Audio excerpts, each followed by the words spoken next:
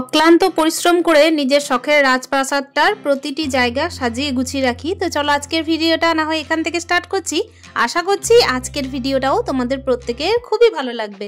Hello everyone, welcome back to my channel. আশা করছি সকলেই খুব ভালো আছো। বীরভূম জেলার ছোট্ট একটা শহর থেকে আমি সুধা আবারও চলে এসেছি নতুন দিনে নতুন আরও একটা ব্লগ নিয়ে। আই হোপ আজকের ব্লগটাও তোমরা প্রচণ্ড এনজয় করবে। এই যে সকাল টাইমে দেখো একেবারে স্নান টান সেরে তোমাদের চোখের সামনে চলে এলাম। আর ব্লগটা কিন্তু ঘড়ির কাঁটায় যখন বাজে প্রায় 8টা মতো, তখন থেকে কিন্তু স্টার্ট করেছি। দেখো পুজোর বাসনগুলো ধুয়ে নিয়েছি। আমি কিন্তু এখনও রান্নাবান্না চাপাইনি, তবে রান্নাবান্না চটজলদি করবো। আজকে তো যেহেতু শনিবার মানে হচ্ছে নিরামিষের দিন। আর নিরামিষের দিন মানে কিন্তু দেখবে ঝামেলাটা একটুখানি কম হয়, তাই না? আর তারপর আবার কি বলো তো, আমার ছেলের কিন্তু আজকে মানে টিফিন নিয়ে যাওয়ার কোনো বিষয় নেই। বাড়ি এসে কিন্তু দুপুর টাইমে আবারও ভাত খাবে। তো চলো এই যে পুজোর বাসনগুলো ধুয়ে নিয়েছি। পুজোর বাসনগুলো সুন্দরভাবে ধুয়ে নেওয়ার পরে আজকে কিন্তু চটজলদি পুজোটাও দিয়ে ফেলবো। আর হ্যাঁ, বলে রাখি আজকে কিন্তু একেবারে সকাল থেকে দেখলাম বৃষ্টিটা হয়নি, বেশ ওয়েদারটা ভালোই লাগছে। তবে হ্যাঁ, রাত্রিবেলায় আবারও মেঘ এসেছিলো, আর কিন্তু তারপরে একটুখানি টিপটাপ করে বৃষ্টিটা হয়েছিল। তবে কি বলতো, এই যে বৃষ্টিটা হয়নি সকাল দিকে না, এটা থেকে কিন্তু অনেকটাই রেহাই। কেন কি, বৃষ্টিটা হলে দেখো ঘরদোর না একদম অপরিষ্কার অপরিচ্ছন্ন লাগে। আর সব থেকে বড় কথা হচ্ছে ওই যে সমস্ত জামা কাপড়গুলো ভিজেছিল সেগুলো তো একেবারে মানে শুকনো অবস্থায় নেই, মানে কোনো রকমভাবে ফ্যান চালিয়ে শুকানো হয়েছে, কিংবা ওই যে সিঁড়ির মধ্যে মেলা হয়েছিল। তো যতই বলো, রোদ যদি না পায় না, তাহলে দেখবে জামা কাপড় কিন্তু সেই রকম আর কি স্বস্তি লাগে না পরে, যতটা আর কি রোদে দিয়ে লাগে, তাই না? তো এই যে দেখো আমি কিন্তু তুলসী সেবা করে নিয়েছি, তারপর একেবারে পুজোটা দিয়ে নেবো। আজকে কিন্তু পুজোটা তোমাদের সাথে শেয়ার করিনি। কি বলো তো বন্ধুরা, প্রত্যেক দিন তো তোমাদেরকে পুজোটা শেয়ার করেই থাকি, আজকে না হয় স্কিপ করলাম। আর এই যে দেখতেই পাচ্ছ লবণের কৌটোর মধ্যে আর হলুদের কৌটোর মধ্যে দেখলাম একটুখানি মানে ফুরিয়ে এসছে, তবু আবার বলতে নেই, কেন কি আমরা বারণ তো এই জিনিসটাই বলে অভ্যস্ত, আর মা ঠাকুমাদের কাছ থেকেও এটাই শুনে এসেছি। প্রত্যেকটা বাড়ির গৃহিণীদের না সকাল টাইমটা একটুখানি হুটোপাটির টাইম, তাই না? সকালে কিন্তু প্রচণ্ড পরিমাণে তাড়াহুড়ো থাকে। তারপর দেখবে যাদের বাড়ির বাচ্চারা খাওয়া দাওয়া সেরে ওই যে স্কুলে যাবে, টিফিন বানাতে হবে, এগুলো তো আর একটুখানি বেশি চাপের বলতে পারো। আর সকাল থেকে দেখবে একটুখানি এগুলোতে রয়ে কাজ করারও কোনো টাইম নেই, কেন কি সকালে একটু তাড়াহুড়ো করে করবো, তারপর নিজের এই যে ছোট্ট মতো রাজপ্রাসাদটাকে সুন্দরভাবে সাজিয়ে গুছিয়ে রাখবো। এই তো আমাদের প্রত্যেকদিন গৃহবধূদের চিন্তা, তাই না? আর প্রত্যেকটা গৃহবধূর কাছেই কিন্তু তার ওই যে ছোট্ট মতো একটা রাজপ্রাসাদ বা বড়ই রাজপ্রাসাদ হোক না কেন, যাই হোক না কেন, ওই মাথার ওপর ছাদটা কিন্তু রাজপ্রাসাদের সমানই। আর যাদের মাথার উপরে ছাদ নেই তারাই কিন্তু বুঝতে পারবে যে ঘর মানে কি জিনিস, তাই না? ঘর মানেই হচ্ছে রাজপ্রাসাদের সমান।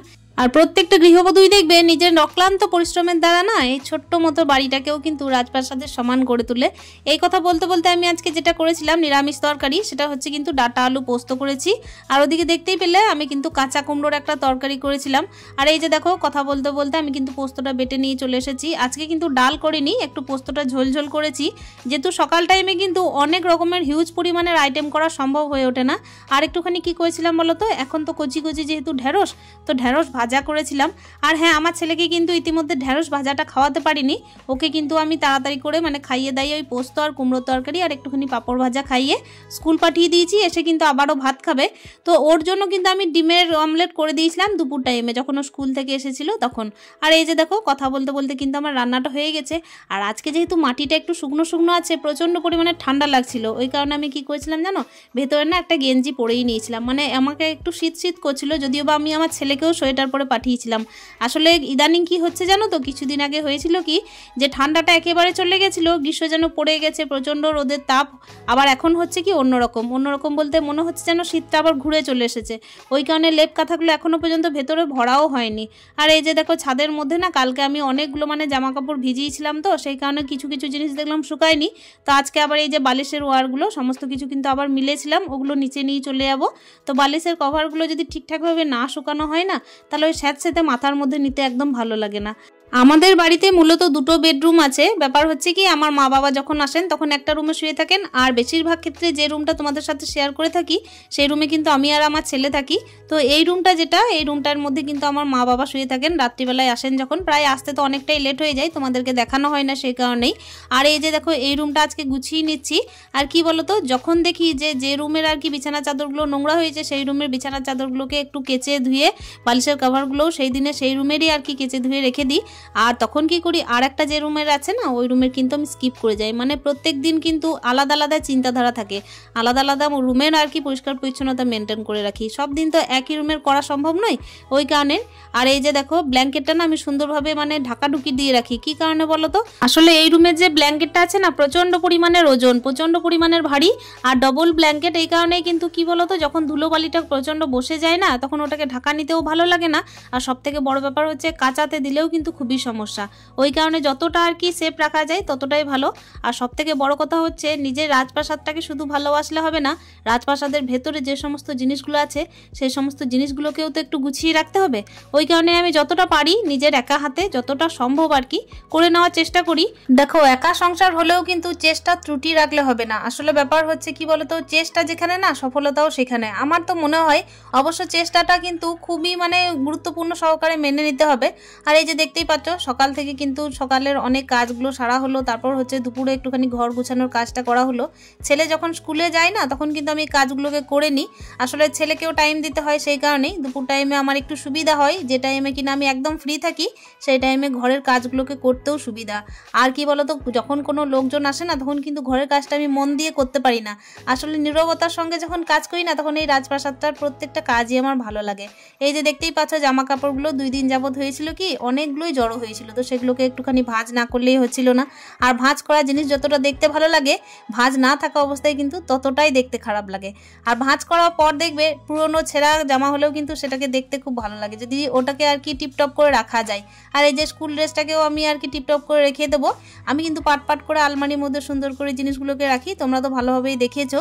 যতটা পারা যায় ততটা করি, জানো তো। আমি যে অগোছালো রাখি না তাও নয়, তবে গুছিয়েও যে নিই না সেটাও কিন্তু নয়, গুছিয়ে নিই সময় সাপেক্ষ। আর এই যে দেখতেই পাচ্ছ সমস্ত কাজ কিন্তু আস্তে আস্তে করে নিচ্ছি। আসলে কাজ করব মনে করলে রাজপ্রাসাদের প্রত্যেকটা কাজ কিন্তু সুন্দরভাবে করে নেওয়াও যায়। আর এই যে পাট পাট করে জামা কাপড়গুলো গুছানোর পরে দেখতে কতটা ভালো লাগে বলো। আমার না শীত শীত করছিল, তোমরা জানি না কি ভাববে। তো যাই হোক সে না হয় আরেক কথা। আর এই যে দেখতেই পাচ্ছ বালিশের কভারগুলোকেও পরিয়ে নিয়েছি। তবে পাশ বালিশের কভার হলে না আমার পরাতে খুবই অসুবিধা হয়, যেহেতু হাতের মধ্যে প্রবলেম আছে আমার, সেই কারণেই। আর এই যে বালিশগুলোকে সুন্দরভাবে যখন এই আলনার মধ্যে রাখি না বেশ ভালো লাগে। কেন কি বিছানার মধ্যে যদি এক গাদা আর কি জিনিসপত্র রাখি কিংবা হচ্ছে বালিশ তারপর হচ্ছে কাঁথা লেপ এই সমস্ত রাখি তাহলে বিছানাটা কেমন জানি একটু ভারী ভারী লাগে। ওই কারণে আমি এই জায়গাটার মধ্যে এই যে বালিশ তারপর চাদরগুলোকে ভাঁজ টাজ করে রেখে দিই। আর ইদানিং কি হচ্ছে প্রচুর চাদর যেগুলো বেরিয়েছিল সেগুলো কিন্তু আমি আলমারির মধ্যে ভরে দিয়েছি। কেন কি শীতটা দেখো ঘুরিয়ে পড়লেও তো সেই যে কনকনে শীত সেটা তো নেই, এটা আর কি ওয়েদার চেঞ্জিংয়ের কারণে হচ্ছে। তো দেখা যাক, একদিন তো গ্রীষ্মকাল পড়বেই, সেই দিন কিন্তু আমি এই যে লেপ কাঁথা যত ব্ল্যাঙ্কেট আছে সমস্তই কিন্তু গুছিয়ে রেখে দেবো আলমারির মধ্যে পরবর্তী বছরের জন্য। ঘরের মধ্যে তো সেরকম কোনো ফার্নিচার নেই, এই যে আলনাটা ছিল তো আলনাটার মধ্যে জামা কাপড়গুলো সুন্দরভাবে গুছিয়ে রেখে দিলাম। আর আমার না ডিভান খাট নেওয়ার প্রচণ্ড ইচ্ছা, যেহেতু আমার দেখো নতুন বাড়ি নতুন রকমের মানে সংসার গুছাচ্ছি, সবে মাত্র শুরু করেছি। মানে কোনো কিছু তো আমার মানে জানা নেই, যা কিছু গুছাচ্ছি যা কিছু সাজাচ্ছি প্রত্যেকটা জায়গায় কি কি জায়গায় কি কি জিনিস রাখতে হবে সেই সমস্ত কিছু কিন্তু আমি নিজের আইডিয়াতেই রেখেছি। সেই কারণে এখনো পর্যন্ত সেইভাবে কোনো জিনিস কিনে উঠতে পারিনি। তারপর দেখো ঘর করা যে মুখের কথা তাও তো নয়, আসলে এক একটা জিনিসের যে কি মূল্য বেড়েছে সেটাও তো বুঝতেই পারছো। একটা রাজপ্রাসাদকে দাঁড় করাতে গেলে ওই যে ভিত থেকে শুরু করে একদম মাথার ছাদ পর্যন্ত কতটা যে পরিশ্রম আর কতটা যে পুঁজি লাগে সেটা তো বুঝতেই পারছো। আর একদিন না একদিন নিশ্চয়ই হয়ে যাবে। এই যে খাটটা দেখতে পাচ্ছ এটাও কিন্তু আমার বাবার বাড়ির দেওয়া, মানে এটাও কিন্তু আমার বিয়ের খাট। তবে তার মধ্যেও কিন্তু বক্স লাগানো যাবে, কিন্তু এটা কিন্তু 5-7 সাইজ বলে আমি কোনো রকমের বক্সের পিছনে খরচ করিনি। আমি চাইছিলাম 6-7 খাট নেব। তবে সেই রকমের কোনো ফার্নিচার বা কোনো রকমের কোনো আর কি হিউজ পরিমাণে জিনিস না থাকলেও, কোনো লাক্সারি কোনো কিছু আইটেম না থাকলেও কিন্তু আমি সুন্দরভাবে নিজের ঘর সংসারটাকে সাজিয়ে গুছিয়ে রাখার চেষ্টা করি, যা আছে তাই দিয়েই। আসলে কি বলতো, যখন আর কি ঘর ছিল না মাথার ওপর তখনই বুঝেছিলাম যে ঘরের কি প্রয়োজন, ঘর কি জিনিস, তাছাড়া তো কোনো রকমে বোঝা যায় না, তাই না। মাথার ওপরে ছাদ যখন কেউ করে দিয়ে যায় তখন আর একটা মূল্য থাকে, আর ব্যাপার হচ্ছে যখন নিজে খেটে খুটে করতে হয় তখন কিন্তু তার আরও একটা অন্য রকমের মূল্য, তাই না। তো এই যে দেখতেই পাচ্ছ ওই কারণেই আমি কিন্তু ঘরের প্রত্যেকটা জিনিস তাতে কম দামি হোক কিংবা হচ্ছে দামি জিনিস সেটাকে খুবই ভালোবাসি আর নিজের অক্লান্ত পরিশ্রমের দ্বারা সুন্দর করে গুছিয়েও রাখি। আর আমার কিন্তু প্রচণ্ড পছন্দের জিনিস আমার এই রাজপ্রাসাদটা, যেটা কিনা আমি প্রত্যেকটা মুহূর্তে একদম আগলে রাখি। আর প্রত্যেকটা কোনায় কোনায় জিনিস কিন্তু আমার নিজের হাতে করে সাজানো। আমি হয়তো এতটা জিনিস পারি না করতে, কিন্তু তবুও কিন্তু যতটা পারা যায় ততটা নিজের চেষ্টার দ্বারা করি। আসলে সবই তো শিখছি আমাদের দিদিভাই বোনেদের দেখেই শিখছি, মা ঠাকুমাদেরকে দেখে শিখেছি। তো এইসব জিনিস শিখতে শিখতেই আর কি শেখা। আর এখন দেখো আমি কিন্তু ছেলের জন্য একটুখানি কি করছি জানো তো, একটু পোস্তর বড়া করছি, পেঁয়াজ দিয়েই করছি যদিও বা, ওকেই দেবো শুধুমাত্র। তবে এই যে পোস্তর বড়াটা দিয়েছিলাম ও কিন্তু ভালোভাবে খায়নি। আসলে এই পোস্তর বড়া খেতে যে কতটা ভালো লাগে ও আসলে বুঝতেই পারেনি। আমি কিন্তু ছোটোবেলায় খুবই ভালোবাসতাম, কিন্তু ছেলে না ভালোবাসলে কি আর করা যাবে বলো। এই যে এখন কিন্তু একেবারে চলে এসেছি রান্নাঘরটা পরিষ্কার করতে। রান্নাঘরের কাজ যখন হয়ে যায় না, তখন রান্নাঘরটাকে সুন্দরভাবে পরিষ্কার না করলেও ভালো লাগে না। দিনের টাইমেতে এমন কিছু আইটেম রান্না হয়নি, সেই কারণে কিন্তু কোনো রকমের মানে তেল চিটে ব্যাপার যে ছিল তাও না। আর তেল চিটে রান্নাঘর তো এমনিতেই ভালো লাগে না, যদিও বা কিচেন চিমনি এখনো পর্যন্ত হয়ে ওঠেনি, রঙের অপেক্ষায় আছি আর কি, এই কারণেই। আর এই যে দেখতেই পাচ্ছ যেহেতু তেল চিটের ব্যাপার নেই, সেই কারণে জল কাপড় দিয়ে ভালোভাবে আর কি ঘষে ঘষে মুছে দিচ্ছি। আর আমার কিন্তু রান্নাঘরটা প্রত্যেকদিন রান্না করার পর সুন্দরভাবে মোছাই থাকে, তোমরা দেখেই থাকবে। আমার কিন্তু রান্নাঘর প্রত্যেকদিন টিপটপ থাকে। রান্না করার টাইমে তো একটু আধটু ওইদিকে সেইদিকে জিনিসপত্র হয়েই যায়, তাই না? সকাল টাইমে যেহেতু প্রচন্ড তাড়াহুড়ো, সকাল থেকে শুরু করে সংসারের পিছনে এতটা ছোটাছুটি, এতটা কাজ, তারপর যখন দেখি যে নিজের রাজপ্রাসাদটাকে সুন্দরভাবে গুছিয়ে রাখতে পেরেছি, ওই যে চোখে দেখে যা সন্তুষ্টি লাগে, এর থেকে বড় পাওয়ার কিছু নেই। যদিও বা কষ্ট হয়, যদিও বা অক্লান্ত পরিশ্রম করতেই হয়। আর সত্যি কথা বলতে নিজের ঘরদোর যদি একটুখানি মানে পরিষ্কার পরিচ্ছন্ন রাখবো, একটু গুছিয়ে রাখবো, তাহলে তো একটুখানি অক্লান্ত পরিশ্রম করতেই হবে, তাই না? তো সংসারের পিছনে যেহেতু দৌড়াদৌড়ি করার মতো একমাত্র আমিই আছি, তখন এটা করে নিতেও হবে।